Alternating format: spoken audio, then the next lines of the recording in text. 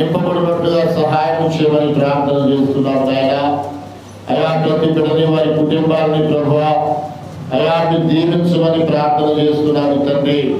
అయా ప్రతి బిడ్డ అవసరతను అక్కరను వ్యాధి బాధ బలహీనతలన్నిటినీ కూడా యేసు నామములో తొలగిపోవును గాక. ప్రతి కుటుంబము దేవుని దీవెన పొందును గాక. ప్రతి కుటుంబము ప్రార్థన శక్తితో నింపబడును గాక.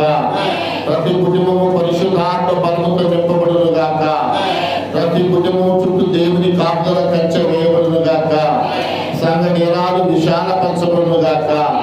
సంఘమంతా దేవుని దీవెన పొందును గాక. దేవుని రాజ్యం భూమి మీదకి దిగవచ్చును గాక. ఆ రాజ్యంలో మనమందరం ప్రవేశించుదుము గాక.